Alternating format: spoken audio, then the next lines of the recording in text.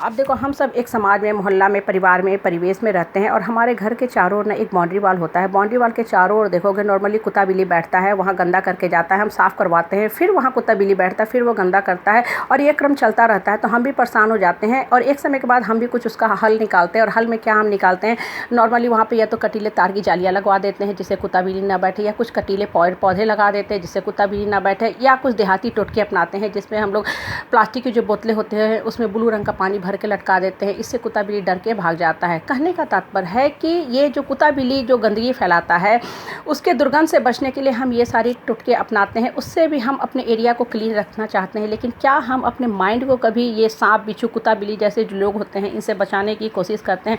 हम देखो, जिस समाज में, परिवार में, परिवेश में रहते हैं वहाँ तरह तरह के लोग होते हैं। कुछ लोग जो होते हैं ना बिल्कुल सहृदय के होते हैं, सॉफ्ट वाइब्रेशन के होते हैं, सॉफ्ट पोलाइट स्वीट हम्बल होते हैं। वैसे लोगों से बात करके आपको जीवन का किसी समस्या से ग्रसित हो तो हल मिलता है। लेकिन कुछ लोग ऐसे सांप बिच्छू की तरह होते हैं ना, जो बिना बेवजह आपके पास आएंगे, नोचेंगे, काटेंगे, आपको रुला के, डरा के, धमका के जाएंगे, घड़ी घड़ी आपको परेशान करते रहेंगे, सफोकेट करेंगे, सप्रेस करेंगे, डिप्रेशन में डालेंगे, आपके जो मानसिक जो दशा है उसको हमेशा डिस्टर्ब करते चलेंगे। आप देखो, एक पौधा होता है ना कटीला कटीला, जिसे हम खुजली वाला पौधा कहते हैं, या उसे हम कुछ एरिया में पुटुस भी कहते हैं। वो करता क्या है कि उस पौधे के अगर आसपास भी आप खड़े हो जाओगे ना तो पूरे शरीर में नोचने वाली बीमारी हो जाती है, आप खुजली कर कर परेशान हो जाते हो। तो ऐसे भी पौधे को हम लोग नॉर्मली क्या करते हैं, जो जंगली पौधे होते हैं उसको कटवा के फेंकवा देते हैं ताकि ये और नुकसान ना करे, खासकर बच्चों को। अब देखो, ये चीज़ें जो हम करते हैं अपने बॉडी के लिए करते हैं, तो क्या अपने माइंड का प्रोटेक्ट करना, अपने माइंड को नेगेटिव लोगों से बचाना, नकारात्मक लोगों से बचाना हमारा कर्तव्य नहीं है? हम देखो, जिस समाज में, परिवार में, परिवेश में रहते हैं ना, कुछ लोगों की मानसिक स्थिति ही ऐसी होती है कि वो हमेशा आपको रुला के, धमका के खुश रहेंगे। आप सोचते हो कि चलो हमारे रिश्ते में कॉम्प्रोमाइज़ करना चाहिए, आप माफ़ी मांगते हो, गिड़गिड़ाते हो और ये क्रम जो होता है चलता रहता है। आप देखो, आप सोचते हो कि हम इनसे माफ़ी मांग लिए तो इनका मन परिवर्तित हो गया। ये जो निकृष्ट प्रवृत्ति के लोग होते हैं, नकारात्मक प्रवृत्ति के लोग होते हैं, जो तानाशाही करते हैं, इनका मन लिख के रख लो, कभी भी परिवर्तित नहीं होने वाला है। आप चाहे इनके लिए कुछ भी कर दो, ये जो हैं सिर्फ़ और सिर्फ आपके ऊपर दबंगई ही करेंगे, डराएंगे, धमकाएंगे, रुलाएंगे। इसलिए अपने एक सशक्त इमेज बनाओ, अपनी स्ट्रॉन्ग पर्सनालिटी क्रिएट करो और दूसरे के शर्त पे जीना छोड़ दो। इस तरह के जो भी लोग होते हैं ना, देखो ये करते क्या है, हमेशा आपको रुला के ही खुश होंगे, क्योंकि इनकी जो ईगो होती है, फॉल्स ईगो होती है, सुपर ईगो होती है ना कहीं उसको सेटिस्फैक्शन मिलता है। आप तो सोचते हो कि भाई चलो हम कॉम्प्रोमाइज़ करें, इनके साथ एडजस्ट करें, लेकिन एक समय के बाद इस तरह के लोगों से ना एडजस्ट करना छोड़ दो और अपने माइंड का सही ढंग से इस्तेमाल करना सीखो। माइंड से लॉजिकल और रीजनिंग थॉट्स क्रिएट करो और ये डिसाइड करो कि क्या चीज़ें सही हैं, क्या चीज़ें गलत हैं। और एक समय के बाद ना बहुत ज़्यादा मत झुको। धरती पे आप आए हो अपने हिस्से का हंसी खुशी से जीवन जीने के लिए।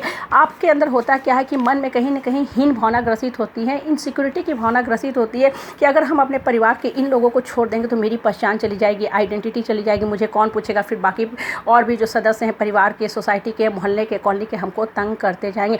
देखो, जितना ज़्यादा आप इस तरह की निगेटिव भावना से ग्रसित होते जाओगे, हीन भावना से ग्रसित होते जाओगे ना, आपकी आत्मा जो है वास्तव में ही शक्ति खो देगी और आपको हमेशा एक पायदान की तरह ही ट्रीट किया जाएगा। इसलिए हमेशा अपने मन को मजबूत बनाना सीखो। और ये जो लोग होते हैं ना, इतने निकृष्ट प्रवृत्ति के होते हैं ना, कभी तो आपके ऊपर डायरेक्ट हमला करें, कभी ये साइलेंट ट्रीटमेंट देंगे, मतलब कहीं न कहीं आपको नुकसान पहुंचाने का काम करते चलेंगे। और सबसे इंपॉर्टेंट बात, आज ये जो निकृष्ट प्रवृत्ति के लोग हैं आपको मदद नहीं कर रहे हैं, हेल्प नहीं कर रहे हैं, आपके लिए हमेशा कुछ ना कुछ ब्लॉकेज का ही काम करते हैं, स्पीड ब्रेकर का ही काम करते हैं। कल जब आप उठ जाओगे ना तो इनको क्षणिक भर भी टाइम नहीं लगेगा रिश्ते की हवाला दे के आपसे मदद लेने के लिए। इस तरह के जो सेल्फिश खोखले रिश्तेदार होते हैं ना, इनको अपने डिक्शनरी से एकदम निकाल के फेंको। अपने आप को मजबूत बनाओ, दब्बुक बन के कभी मत बन के रहो, हमेशा स्ट्रांग बनो, सहनशील बनो, मतलब परिस्थिति से संघर्ष करो, लेकिन हर समस्या का समाधान भी निकालते जाओ और हर प्रॉब्लम आपको पुरस्कार देता ही जाएगा। मन देखो हमेशा स्ट्रॉन्ग करके रखो। जितना ज़्यादा आप पूजा पाठ, चैंटिंग ऑफ मंत्रा करते हो ना, हर पूजा पाठ के बाद आप फील करोगे कि कहीं न कहीं आपका आत्मबल मजबूत हो रहा है। अगर आपने सही मामले में पूजा करना सीख लिया तो पूजा का मतलब घंटी बजाना नहीं है कि घंटी बजा दिया, भगवान पे फूल माला अर्पित कर दिया, भगवान तू कर। भगवान कुछ नहीं करने वाला, भगवान सिर्फ आपको बुद्धि, विवेक, ज्ञान, विजडम, पावर देता है। अब करना अपने हैं। बच्चे को सिर्फ ज्ञान दिया टीचर ने, लिखना उसे एग्जाम में खुद है, नंबर उसे खुद लाना है। कहने का तात्पर्य है कि घटिया लोगों से लड़ना सीखो। ये नहीं है कि आप पलायनवादी अपना लो, जीवन को ख़त्म करने के बारे में सोचो, लूज टॉक में उलझे रहो, क्रॉस टॉक में उलझे रहो, ये सब बातें नहीं। सबसे पहले मन को मजबूत करो। और ये जो कुत्ता बिल्ली टाइप लोग हैं ना, इनके लिए हर विधि अपनाओ ताकि ये आपके जीवन से दूर हो जाए, नहीं तो ये घड़ी घड़ी आपको हमेशा ही परेशान करते रहेंगे। और अपने हैप्पीनेस पे फुल कंट्रोल रखो, अपने जीवन पे कंट्रोल और कमांड लेके अपने जीवन की गाड़ी को आगे लेके चलो। अपने जीवन के सारथी श्री कृष्ण खुद बनो और अपने जीवन का हैप्पी डेस्टिनी लिखो। दूसरे के हाथ में कंट्रोल कमांड मत दो।